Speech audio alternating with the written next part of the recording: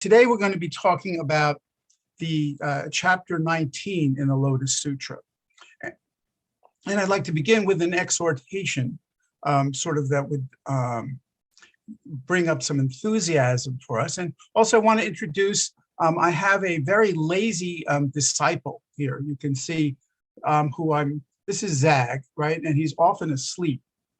And I try to wake him up, with the Dharma and, shake him and doesn't really seem to do very much good. But when I say Lotus Sutra, all of a sudden he starts to wake up and he's all ears. You're paying attention? Okay. So he will be listening as hopefully you will. And if I make any mistakes, he will, yes, chastise me.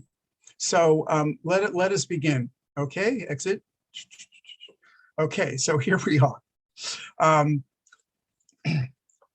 In the sutra, as I'm doing it today, remember I'm on chapter 19 and a lot has passed. I've given a number of talks and I will really be talking about the idea of merits and blessings that are seen in chapters 17, 18, and 19. But just to bring us into the proper frame of mind, I want to express some quotes from the sutra, earlier in the sutra. So in chapter 10, it says, if you want to get rid of laziness and carelessness, you must listen to this sutra. And whoever is close to a Dharma teacher will quickly gain the Bodhisattva way. And one who becomes a follower of such a teacher will see as many Buddhas as the sands of the Ganges. And that's how we as followers of Master Sheng Yen, I think that's one way we can look at our treading the Buddha way, the Dharma path. And it says in chapter 11, to expound this Lotus Sutra is to see me. And I think this is true for us who are listening and those of us who are expounding it all in our own way. And from chapter 15, it says you do not have to look outside of yourself for liberation. Now I cause sentient beings to hear this sutra and enter the Buddha's wisdom, which shows that the sutra actually substitutes for the actual experience of being in the presence of a Buddha. And Thich Nhat Hanh points out that there is a real turning point in the sutra in chapter 10, right? And where we are now in the sutra is in the origin or foundation part. And it's really introduced in chapter 10. And in this chapter, the importance of the scripture of the lotus blossom of the wonderful Dharma, which is the full name of the Lotus Sutra, that nature and that importance is revealed. The Dharma is as important as the Buddha, Thich Nhat Hanh says, as worthy of our offerings and respect. The practice of recollecting the Buddha can take us to a point of deep transformation and bring about immeasurable merit. But recollecting the Dharma brings equal transformation and merit. The Lotus Sutra, foremost among all sutras, is thus the Buddha himself. When we express our deep respect for this sutra, when we uphold and teach it, then we are at the same time expressing our respect for the Buddha himself. And the Buddha tells the medicine king in that chapter that someone who hears even one gatha or phrase of the Lotus Sutra and having rejoiced in it shall attain Buddhahood. To receive and uphold, read and teach the sutra is the same as making offerings to the Buddha. Thus, the Dharma body is the Buddha himself. To make offerings, that is to recognize and make the Dharma a part of our life. It's the same as beholding the Buddha. And Thich Nhat Hanh points out, this is the flowering of the universal.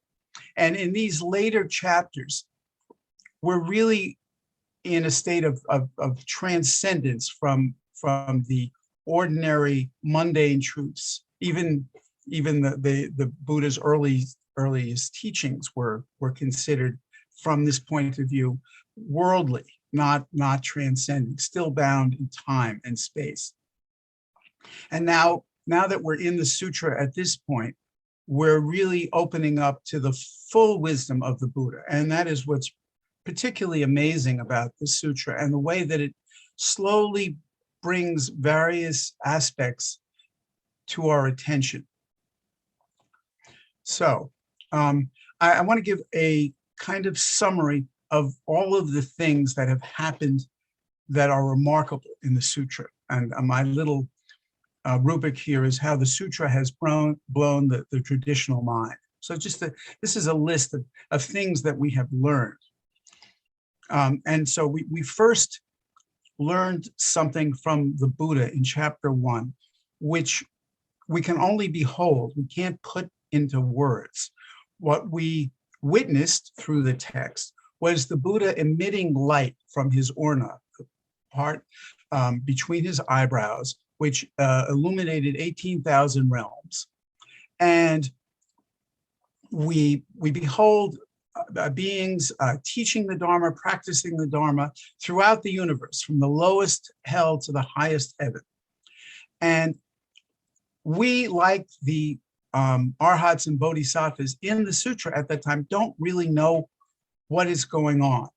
But we are told by Manjushri that the lotus blossom teaching is about to be given. And this is really quite interesting because the Lotus Sutra is famous for announcing the teaching of the Lotus Sutra and never giving it explicitly. Although, of course, in my benefit, in my viewpoint, the whole sutra really does give it, but it's not enunciating it in ways that we can understand. And the reason for that is explained in chapter 2, because the Buddha has to use expedient means, skillful means, in order to reach us sentient beings, because we cannot understand the Buddha's wisdom in the way that a Buddha can. We can't come close, but we can understand a great deal, and we can water the Buddha seeds within us. The Lotus Sutra doesn't talk about Buddha nature explicitly, but the teaching of Buddha nature is seen throughout the sutra. It's quite explicit, I think, in my estimation and other people's estimation. So this is what we're about to behold. And of course, we're told that Maitreya will be the next Buddha. And this is contrasted with Sariputra, who represents the Theravadan or the Hinayana teachings, who seems to be clueless in many of these instances, who really doesn't quite understand the revelation that is happening with the proclamation of the one vehicle, this great teaching, which incorporates and transcends simultaneously all the earlier teachings.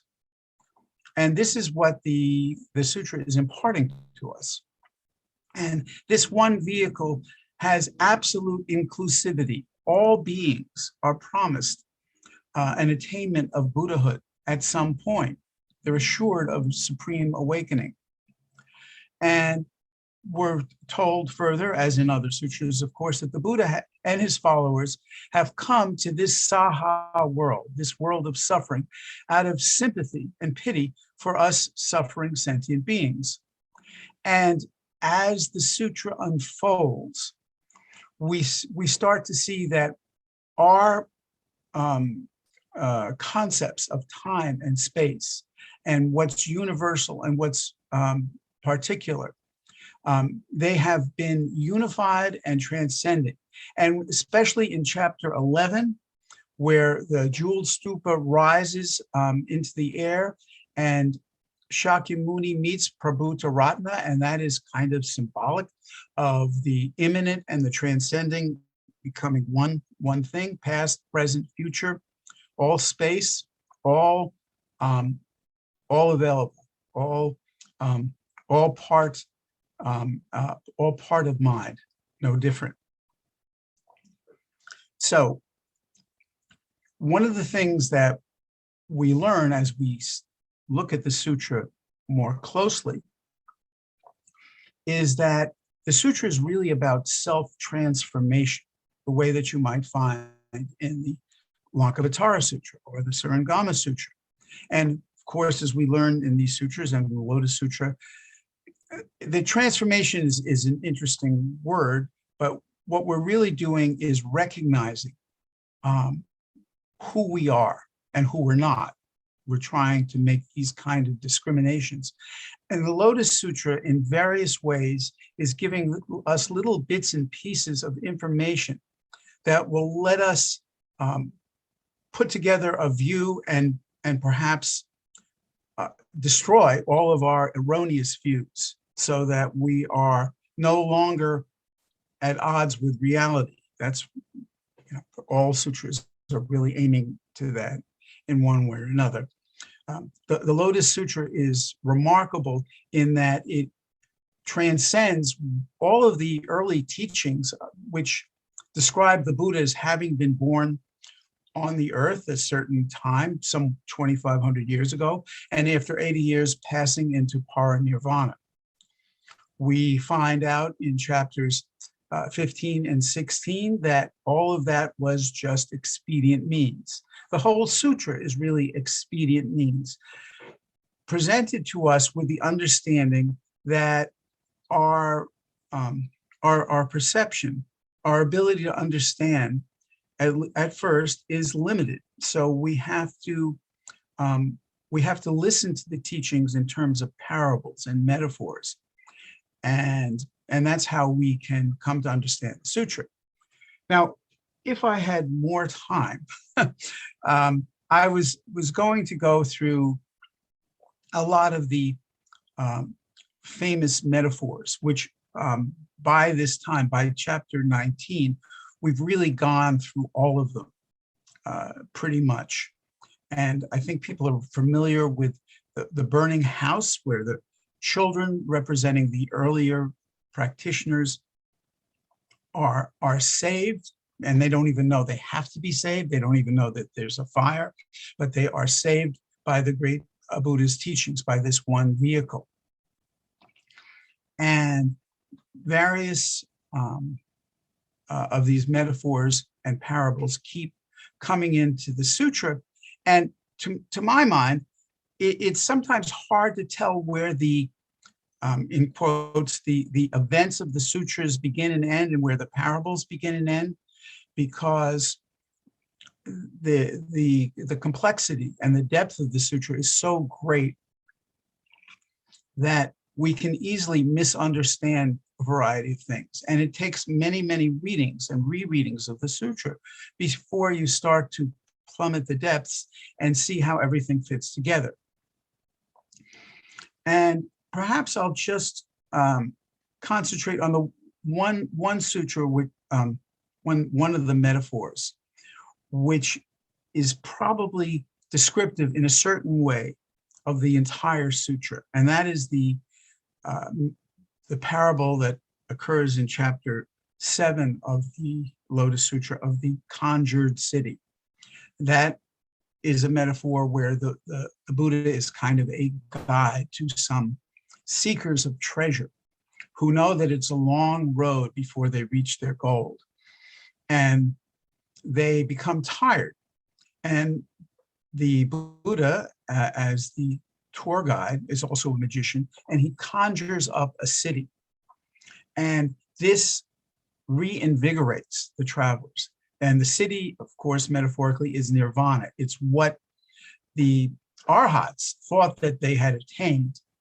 And metaphorically, for us practitioners, anytime that we think that we have attained a particular goal, and especially when we attach to it, that's kind of a conjured city. And the Buddha is asking us to awake from that. He's in this parable, he removes the conjured city so that the practitioners, the travelers, see where the goal really is and what they have to do. But now they're encouraged.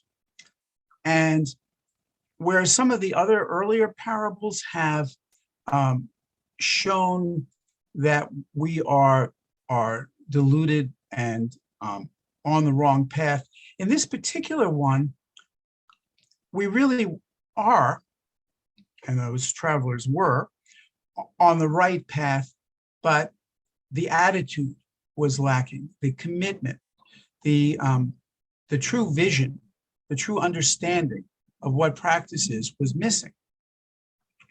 And I think that that's what we'll be seeing in the chapters that I'm going to talk about today. So let me give a little kind of overview.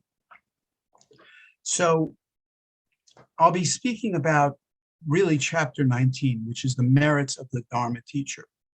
But this follows and is in accord with chapter 17, and 18, which I discussed in earlier talks, discrimination of merits and the merits of appropriate joy. So it seems to be apropos at this point to really ask this question: what does merit mean? Right? I mean, we're seeking them. We seem to be accruing them. They seem to be important, but how are we really to understand them? So in the Theravadan practice, and also in Mahayana to some extent, merits are foundational for stable practice, and they're a gateway to higher levels. Merits are, in the simplest understanding, is creating good karma, doing beneficial acts. And in one sutra where the Buddha is speaking to his son Rahula, he talks about merits as being a mirror where you can look at acts that you're going to do, acts that you're doing right now, and acts that you have done. So you get a sense of how you're actually acting.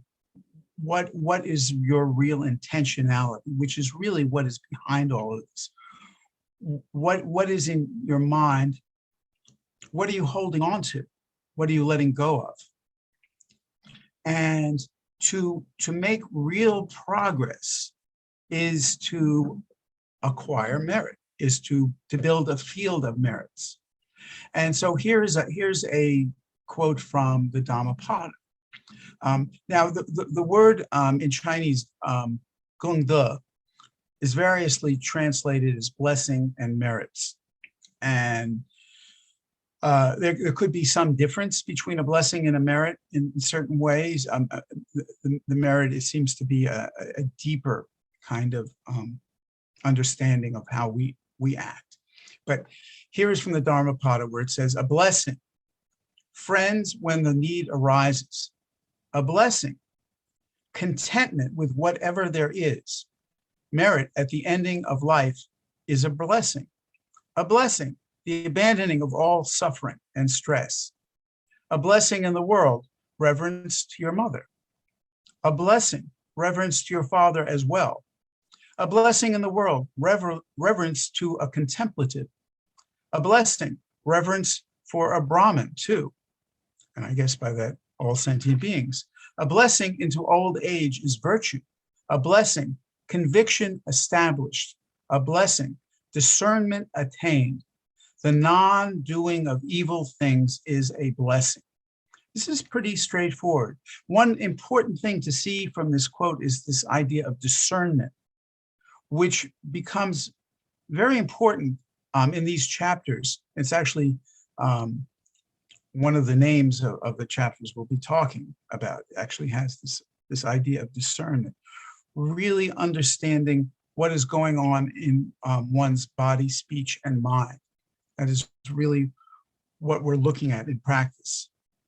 So, and now the Lotus Sutra is really talking about merits of a teacher of the sutra, and by extension, anyone who is sharing their knowledge with others.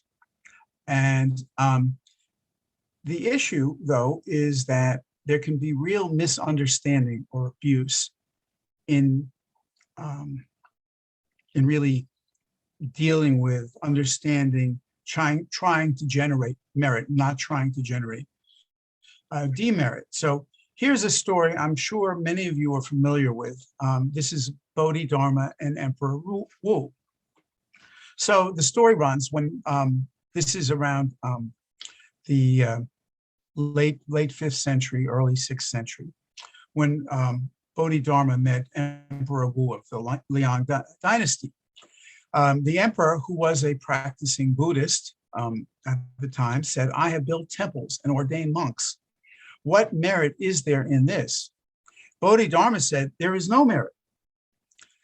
He immediately doused the emperor with dirty water. This is from the Blue Cliff Records. This is the commentary. If you can penetrate the statement that says that there is no merit, you can meet Bodhidharma personally. Now tell me, why is there no merit at all in building temples and ordaining monks? Where does the meaning of this lie? And let me, one more quote from this, which is, "What is the highest meaning of the holy truths?" Bodhidharma answered. "Empty without holiness." That's what Bodhidharma answered. "No monk in the world can leap clear of this. Bodhidharma gives them a single sword blow that cuts off everything."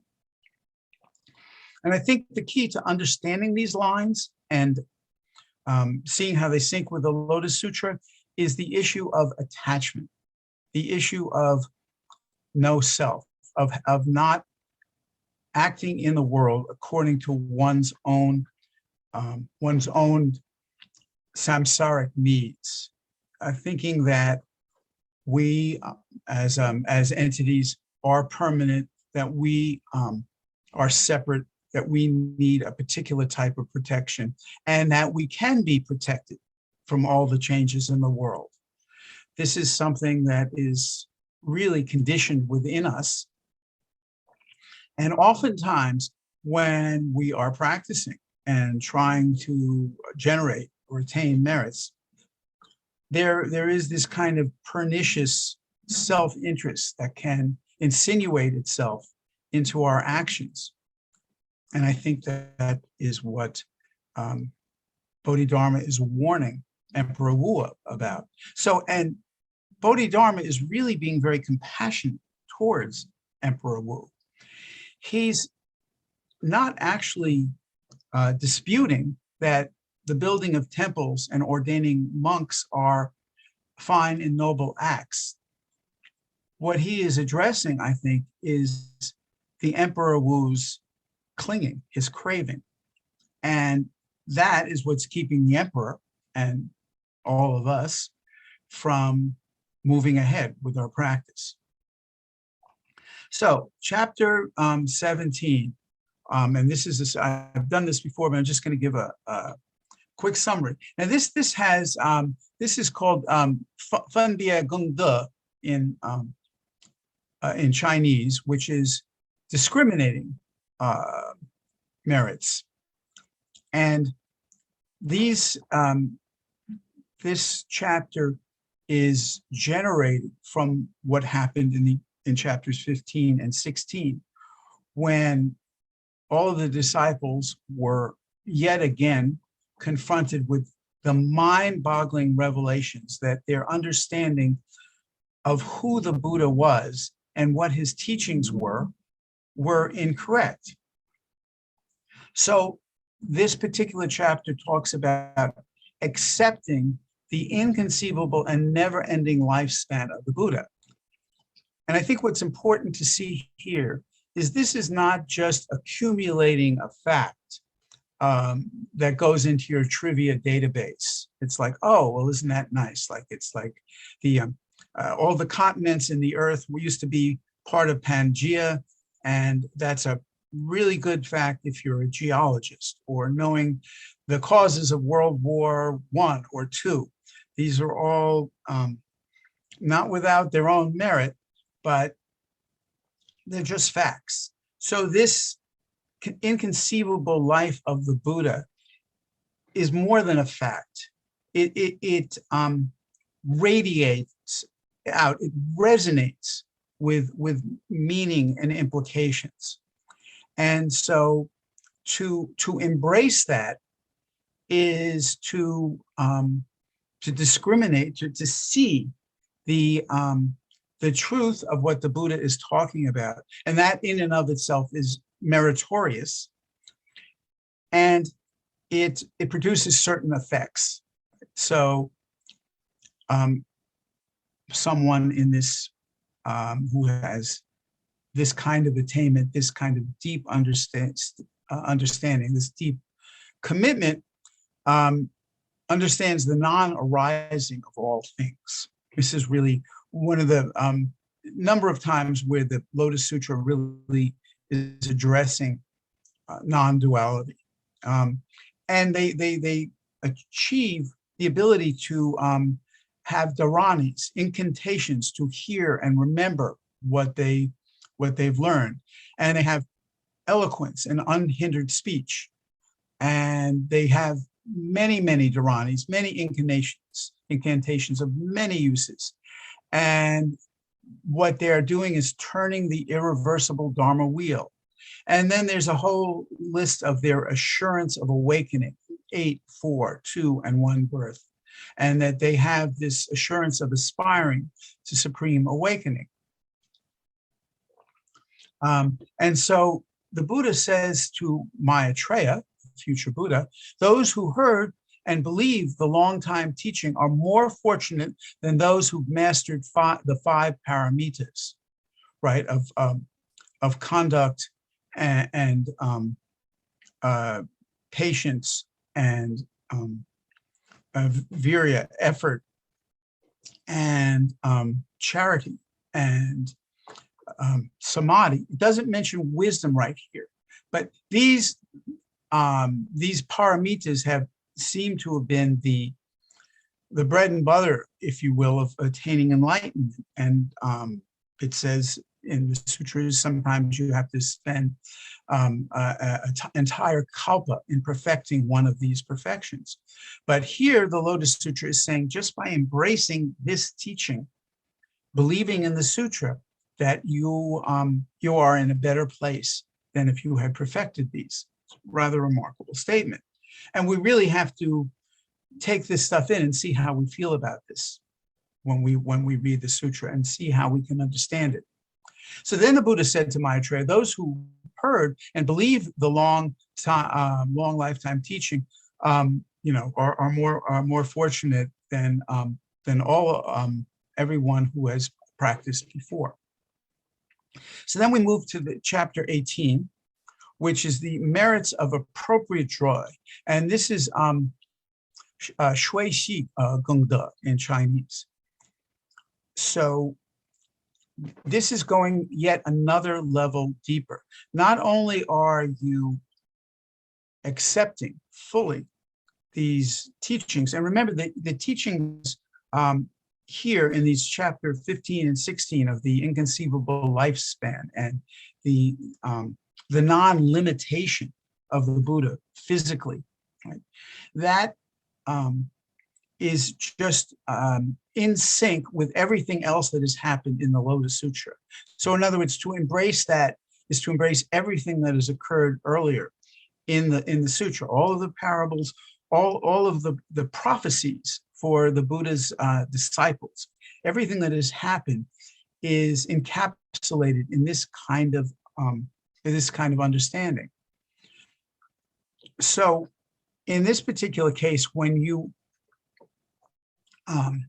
embrace the teaching with real joy, so the Buddha is speaking to Maitreya and is explaining that his teachings will still be in force and still be accessible after his extinction, which is a very interesting kind of funny contradiction here, which may not be a contradiction, right? Because in the earlier chapters, the Buddha has said he's not going into extinction, and he never went into extinction. And here it's saying that after he goes into extinction. And this seeming contradiction is explained in chapter 16 with the parable of the physician whose sons take poison, which poison metaphorically is, I guess, they are entrapped in samsaric views and samsaric conditioning, and they don't know how to take the Buddha's teachings. And the Buddha is their father, the doctor. He's around all the time. And he realizes the only way that they will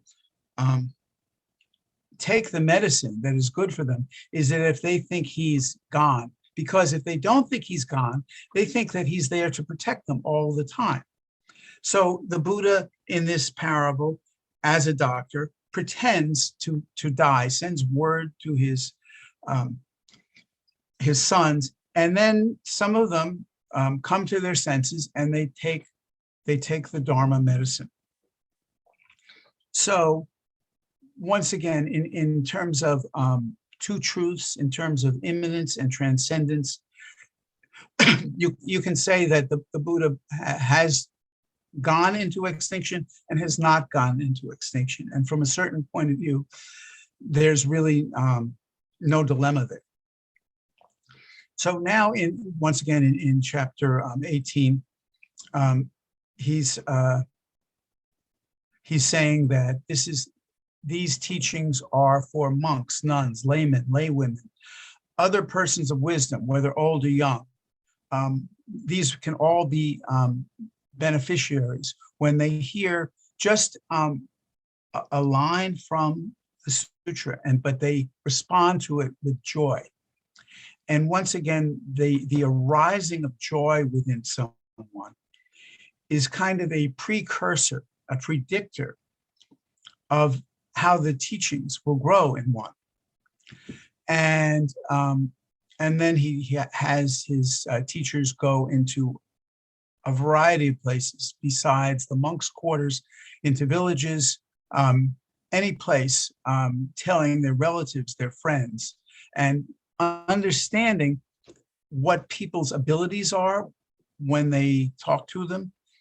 And this kind of ability to have expedient means, skillful teaching, has been outlined in a number of previous chapters, especially chapter 14, with the way that a Dharma teacher should comport themselves. And this is, of course, announced in chapter 10, with the chapter which concentrates on Dharma teachers. And this teaching is so potent that even the 50th person who hears it, like in the telephone game, one person telling another person telling another, coming down even to the 50th person, this message will be so strong. It's better than, once again, as it said in the earlier chapter, someone who has fulfilled the paramitas. So the teaching is enormously potent. And towards the end of this chapter, there's a metaphor of a great dispenser of charity who's handed out gifts for fully 80 years, sort of like a metaphor of the Buddha. And he's looking at these in his early teachings, you can say, an interesting way. He says, I have already doled out objects of amusement and playthings to these living beings, responding to their various desires. But these living beings are now all old and decrepit, their years over 80, their hair white, their faces wrinkled, and before long they will die. Now I should employ the law of the Buddha to instruct and guide them. So that's where we are at the end of chapter 18. This recognition of the benefits of how the teachings actually spawn and grow and disseminate in one's own mind and practice, and to those around you. So now, chapter 19 is kind of the capping of the merits. And now the perspective is changing a little bit into, now you have all these merits, and you're turning around and teaching, and now what is available to you? And I think this is a very interesting chapter, but you have to read it very carefully to not get off the mark. See, and in Shifu's Master Sheng Yen's commentary on this chapter, he talks about how it is really aimed at the purification of the senses. And we'll see as we go through this that the sutra in this chapter addresses all of our six senses: eye, ear, nose, tongue, body, and mind. And purification here, I think, is not of a dualistic nature. I think this is the kind of purification that you would find in the Heart Sutra, where it says not pure, not impure, right? And of course, not pure, not impure doesn't mean it isn't pure. It doesn't mean it isn't impure. It means that the usual signals, the signs that we have to categorize things and to attach to are not really there if you look closely. And what purification really aims at is non-distortion, so that we see the world as it is without adding or subtracting to it. So let me read the first paragraph of chapter 19. At that time, the Buddha said to the Bodhisattva and Mahasattva, constant exertion, that's Changjing Jin in Chinese, if good men or women accept and uphold this Lotus Sutra, if they read it, recite it, explain and preach it, or transcribe it, such persons will obtain 800 eye benefits, 1,200 ear benefits, 800 nose benefits, 1,200 tongue benefits, 800 body benefits, and 1,200 mind benefits. One second.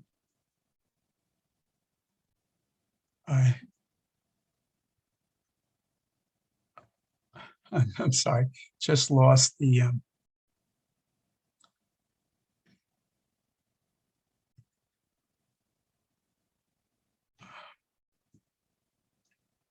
This is the joy of doing a Zoom. Oh, there it is. Wait. There we go.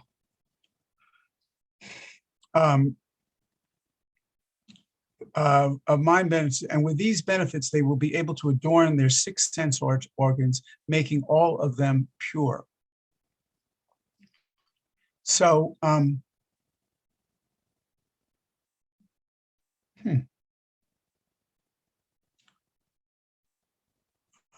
my apologies. I just have to get back to, oh, there it is. All right. Anyway, so what I'd like to do is discuss two of the things that we encountered in that paragraph, right? First one is the adorning, right? The last thing it said, with these benefits, they will be able to adorn their six organs, making them pure. Now, I've already talked about what purity could mean, but I find that word Zhuang Yen in Chinese very interesting, because it's glossed as to adorn, to glorify, to dignify. And one might wonder, in encountering the the deepest kind of teachings where appearances are seen through, what is there to adorn? What actually does that mean?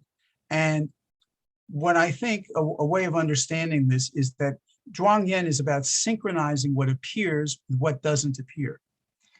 And this draws us to a very important point that Dao Sheng, the great commentator from the 3rd century AD, who wrote about the Lotus Sutra, said when he saw Li, or principle, throughout the sutra, and that Li, that essence, is something that is in the sutra. It's in us. It's in the Buddha.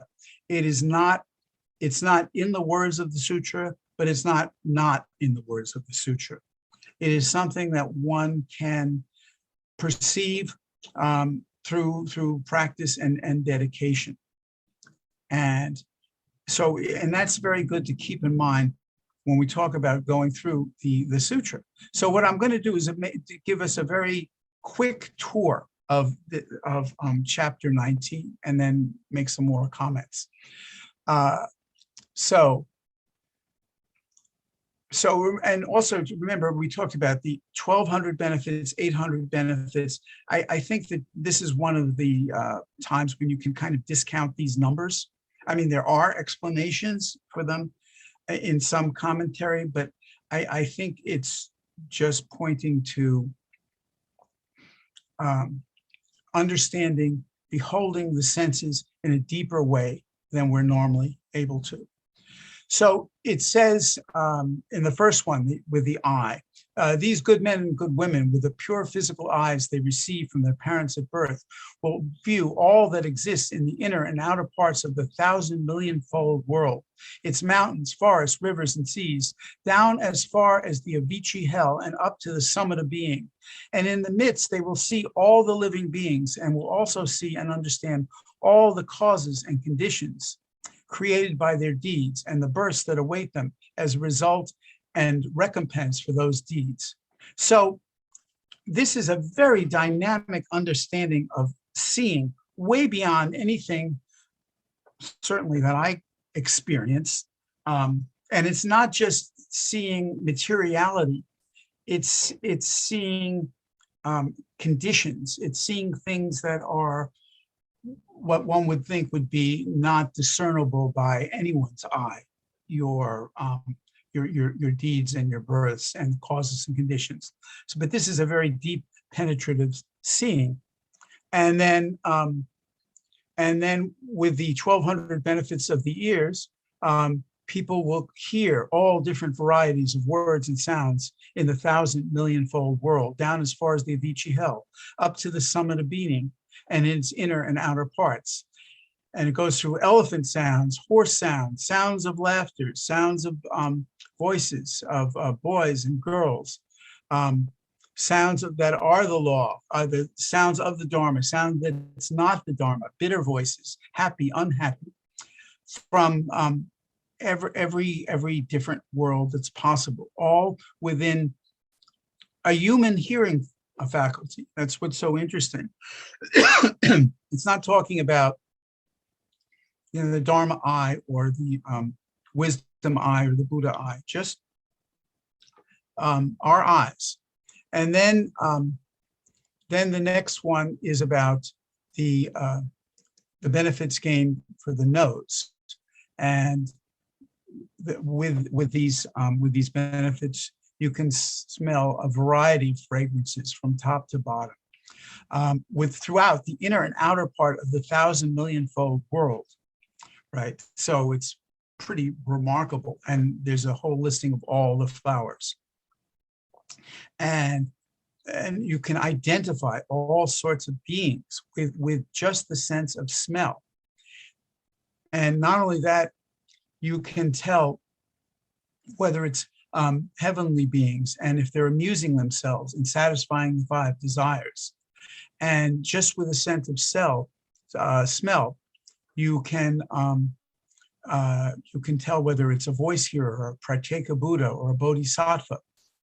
And you can tell whether a woman is pregnant or not, and what kind of birth she'll have, and whether it will be a boy or a girl, all with a sense of smell.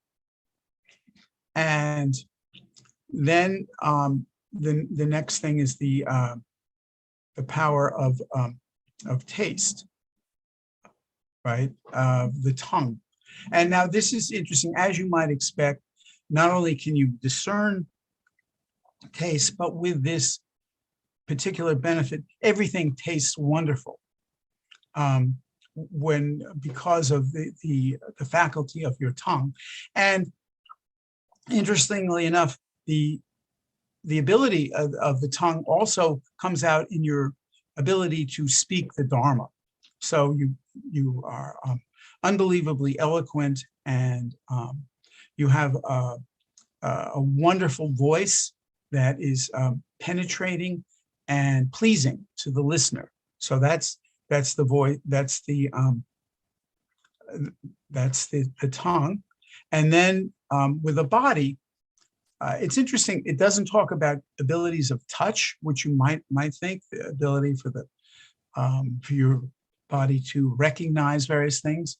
It really talks about the body's benefit in terms of being beautiful and pleasing to the eye, and not having any deformities. And this we saw this earlier in the chapter on benefits.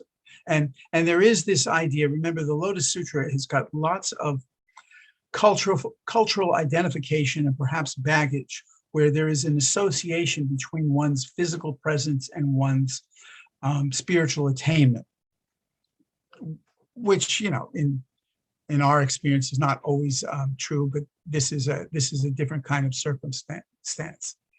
And then finally, it talks about the purity of the mind. And as you might imagine, the purity of the mind is that you can listen to and hear teachings and instantly understand them, and then turn around and expound upon them so that anyone can understand. So it's a deep wisdom, not quite the Buddha's wisdom. This is the benefits of the Dharma Teachers. Okay, and that is kind of a very quick survey of this chapter. So let's look at how we react to this, because when I first read this, especially the part about the powers of the nose, the ability to smell, the most subtle, distant, unreachable kind of things. That seemed to me the most over the top. The other things, especially the ability of the mind, seem much more understandable. The ability of the eyes and the ears, you know, once again, it's this interesting thing that you encounter when you're dealing with the teaching of hearing things that are in a sutra, which as a practitioner you pay deep attention to, and you certainly can have faith in them, but it's hard to believe in them in terms of like, well, I'm going to duplicate that so I can see if it's true, right? Most of us, I certainly am in that number, can't do that. So then let's really look at what goes on in our minds. So first, we're just dazzled by this. It's jaw-dropping. I mean, how do you take that all in? All the things that are in that chapter, and I just skimmed over it. Of course, you know, one of my ulterior motives in giving these talks is to get people interested in the Lotus Sutra, showing how rich it is. So if you read it yourself, you'll see how much is in it. So then I realized another way that you can then react to this is the way that I came to understand the Beyond Comprehension chapter in the Vimalakirti Sutra, which is on a par with this. If that particular chapter basically describes the powers of great bodhisattvas who can literally juggle galaxies in their hands. They can move all the people and beings in a particular world from their world and put them in a grain of sand and then put them back, and nobody will notice. And there are many other things in that and other sutras which are just phantasmagoric, you know, unbelievable. So I realized that you can watch your own mind when you encounter things like that. And you can ask this interesting question, which is, what are you holding on to? Why is it you don't believe? And this is not to say that you should, but it's just to describe a certain reality which I think is true for most people, that you really don't know what to do with it. So you can see what is it that you're holding on to. So that's the beginning of a process. Then you really look at it, and then, well, this is something I'm sure lots of people found, and I found. What arises in the mind is greed, like, wow, these are superpowers. Sign me up. I can't wait to be able to see all these. I guess I don't have to go into a movie theater to see a movie. Right? Think of all the money I'll save. I can hear people discussing stock prices, and I can make a killing in the stock market. And in terms of that ability to smell with great sensitivity and know what's going on with a pregnant woman, well, I'll become the world's greatest obstetrician. So I just sort of greedily rub my hands together, and I think it's like it's becoming Superman or Spider-Man. And now you wouldn't normally tell this to somebody, but I think this is kind of how our mind works, and there is really something beneficial in recognizing that, because you can see what you're holding on to. You can see how you crave things. You can see how you take various information and distort it for your own purposes. So it's really a very rich field to explore that in. It's quite interesting. If other people have ideas of how to encounter this, I'm certainly happy to hear them. And let's see how I'm doing for a time. And then I thought of yet another way of understanding this particular chapter and a lot of the teaching, and especially the idea of expedient means, because we're told we can't understand what the Buddha really is saying. We can't, not on his level. We can understand things, and we can have the faith to believe and accept that what we're getting is beneficial to us, and we're given a method of practice. And I thought of a very interesting modern technological example, which is, imagine if you're watching TV and you have an old TV, like an SD, standard definition TV. And there is a commercial that is touting a brand new 8K, QLAN state-of-the-art TV with curved screen and scintillating colors. Now, since you're looking at it through an SD, an old TV, or one less technologically adorned than the one that's being shown in the commercial, you simply can't see what is being shown. But you are given useful information in case you want to go out to some place where you can see it. And so the analogy of going to Best Buy or some place like that would be to actually embark on meditation, to go take a meditation course, to go on a retreat where you wouldn't be so hampered by your normal conditioning. So I think that this is, and this chapter 19 kind of concludes the emphasis on benefits and on teaching per se. The rest of the sutra moves on to talking about what happens, other things that happen when you teach the sutra, and also to specific bodhisattvas, and I will be covering those in future talks. And so I just thought I'd close with a quote from Brooks Zipporn, who's Zipporn, who is a great Buddhist scholar. Who said, regarding oneself as a bodhisattva is to regard all forms of being as forms in which one can and does take shape out of compassion for the world. And it is this recognition of ourselves in other lives that is the true meaning of the idea of rebirth and its constant invocation through the Lotus Sutra.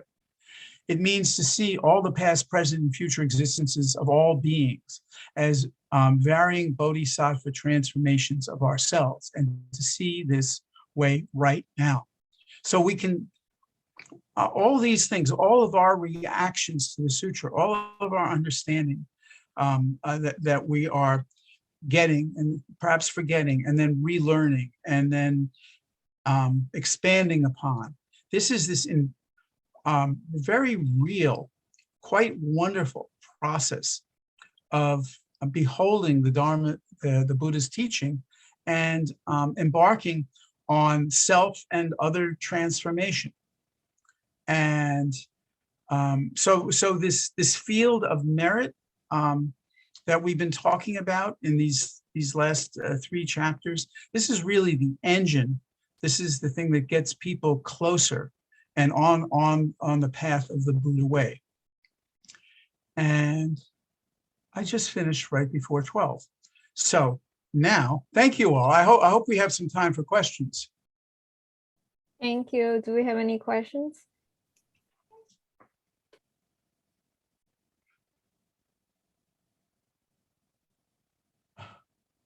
I see someone put in female teacher, and yes, and Nichiren wrote quite a bit on that. I'm just looking at the chat.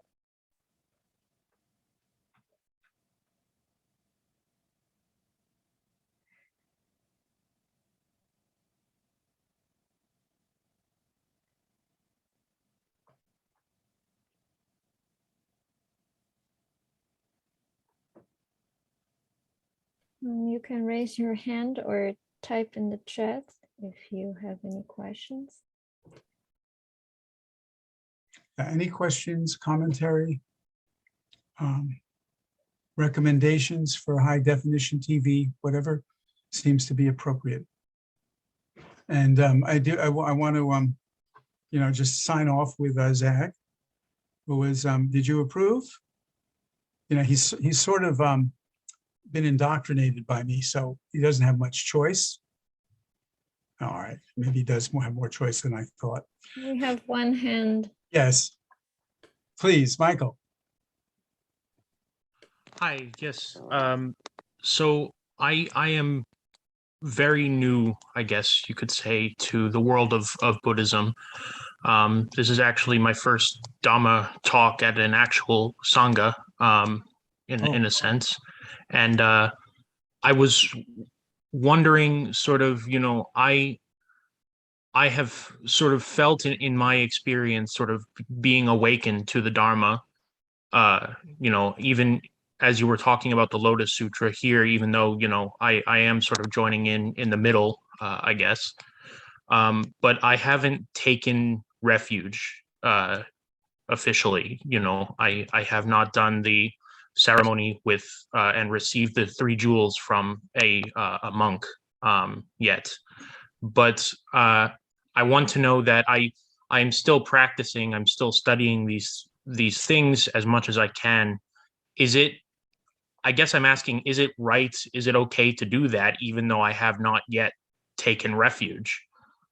Because I don't want to trample on something that is not meant to be walked by someone like me. I do want to do this as soon as I find a way to actually do it. But yes. Yeah, well, Michael, well, first of all, congratulations on, listen, I mean, this was, could not have been that easy in a sense. This is like more than halfway through a difficult sutra. And so I applaud your perseverance and can do nothing but really encourage you to continue. The idea of taking 3 the three refuges, you know, it is important for a practitioner, but there are many people who study for years before they really do it. And no one is going to kick you out. It's not like you're pretending. We're really all in the same boat. And even those of us who have taken the three refuges and even the Bodhisattva vows, we're continually trying to reaffirm our vows. And Master Sheng Yen once said that even great bodhisattvas on many levels of bhumis, even they break their vows in a certain way. So you're to be, as I said, congratulated, and nothing holding you back. And you know, we welcome you. I'm sure someone here can actually help you with that. And you know, I look forward to encountering you in the Dharma in the future. So thank you. Thank you very much. Thank you. Yes. Miranda.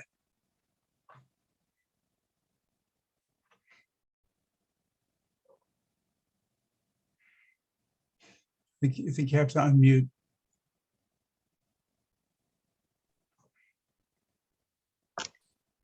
Hello, M.Phil. Can everybody hear me? Oh, yes, finally. Thank you. All right. Thank you very much, Harry. This has been another enlightening lecture of yours. I actually have a few comments and a question, if I may ask. Please. And if time is, if I've taken too much time, somebody just cut me off, please. First comment is actually towards Michael, who is asking a question. So Michael, welcome, because you have come onto the right path. I followed Harry Miller some eons ago, and it was just pretty daunting for me at first, because I was a newbie too. I still am a newbie, but ever since then, I haven't missed a single talk of Harry. So just following Harry's talk and all other great teachers of Dharma Drum is the right path to take. So welcome, Michael. And then, so this second comment is Harry. So thank you for bringing up this differentiating merit and blessings in the Gongda terminology. I actually do the simultaneous interpreting or translating for the Vancouver Dharma Drum Mountain on ceremonies and lectures. So hearing you differentiate the difference between merit and blessings, that really gives me a better understanding, and I could translate it with better precision next time to the Western audience or to the audience who does not understand Chinese. So that way they have a better understanding, a better essence of what Gongde means. So thank you very much, Harry. Oh, great. And yeah, please. Yeah, remember, Miranda, we're all newbies. Thank you. And yes, pleased to meet Zach too. So my question is about being teachers. So people come to me with their personal problems, and I would try to utilize or apply Buddha Dharma and help them. And then sometimes I realize, like when I explain it to them, like sort of in simple terms that worked for me, they look at me as if like, are you crazy? And I was just look at them and say, well, I'm making it so simple for you. Why can't you understand? So my question is, am I actually not being successful in helping them because I am in this realm of I? Well, I'm telling you this is really helpful.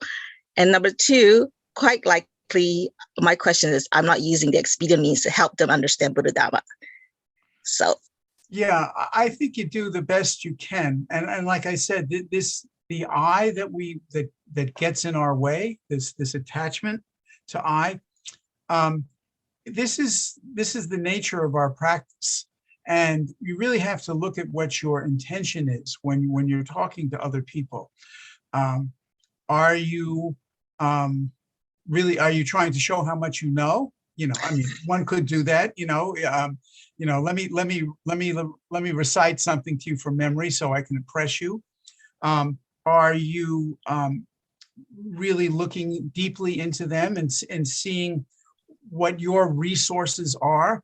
Because the real truth of what a merit is when you get somebody to change their mind, you get someone to alter, especially a deleterious path. That's really what true merit, I believe, is about.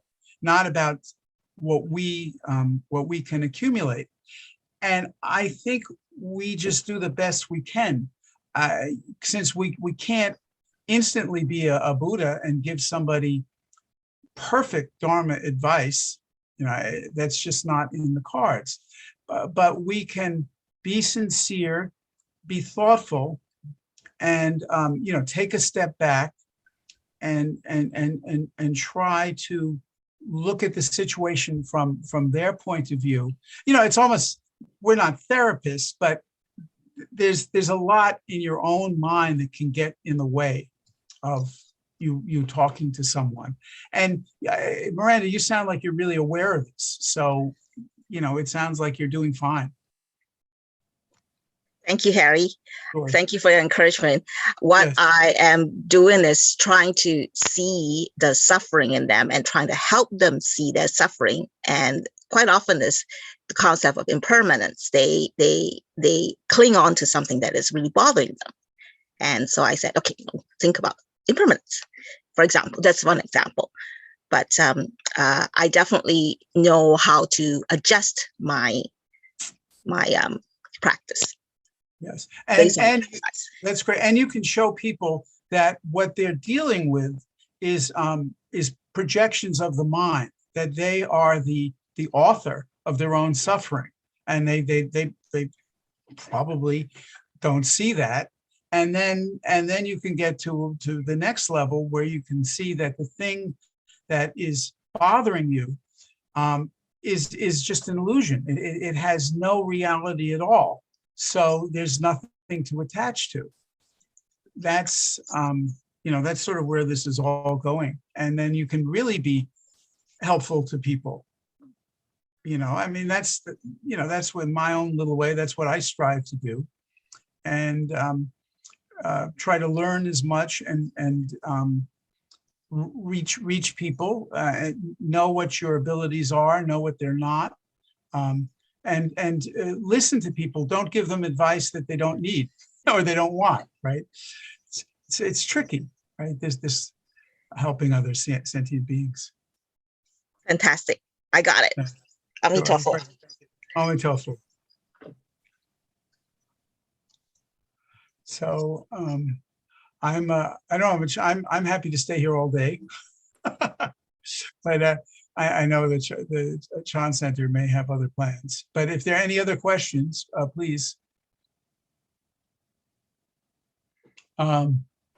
So I'm just putting the Buddha Bathing Festival information just for people who are curious about the refuge taking. Pre-COVID, they usually allow the people to observe the 3 refuge taking, maybe give them a call to learn about this year's protocol. So I guess, do we have any more questions? Great. Thank you so much, Harry. It was great to learn about all the merit, the different levels of merit today. And we would like to dedicate the merit of attending Dharma talks to all sentient beings, and may all be free from suffering and attain appreciative joy and Bodhi mind. In concluding today's talk, let's join our palms and bow to our teacher, Mr. Harry Miller. Thank you.